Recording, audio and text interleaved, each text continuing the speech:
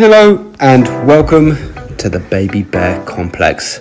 This is probably my most used, longest standing, favorite single kettlebell workout that requires minimal, if any, kettlebell knowledge and only the same amount of space as a yoga mat.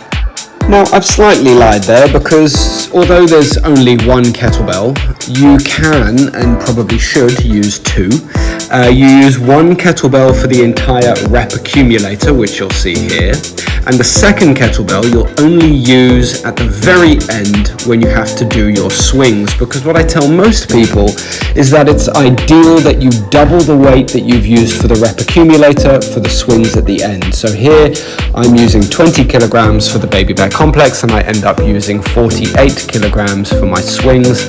What I've tried to do here in re-releasing this workout is I've tried to slow down.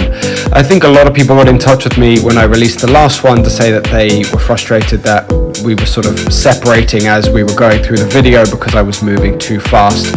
So you're in luck. Not only am I sort of using a slightly heavier weight than I did in the last video, I think I used 16 and here I'm using 20, but I wasn't feeling particularly energetic on the day of filming this anyway, so I'm moving what I think is pretty slow.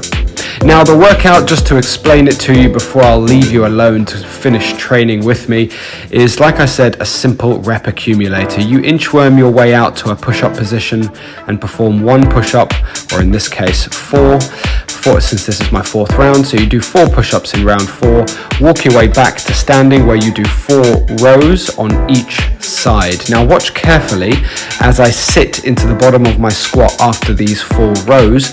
You'll see my hand placement. I put my thumbs through the horns. See me go, thumbs through the horns, sit low, posture tall, and curl baby fingers up towards my chin. On the 4th one, it stays at my chest and I perform my first of 4 squats. And as I finish the 4th squat, I use that momentum to drive the kettlebell into the first press, and from there, the rest of them are all strict.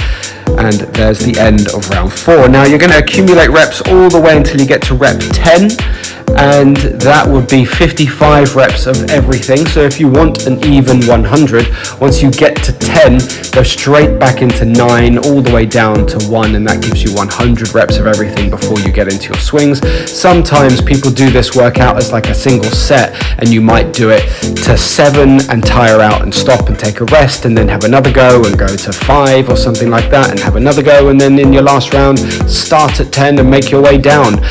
So there's a number of ways to run this workout.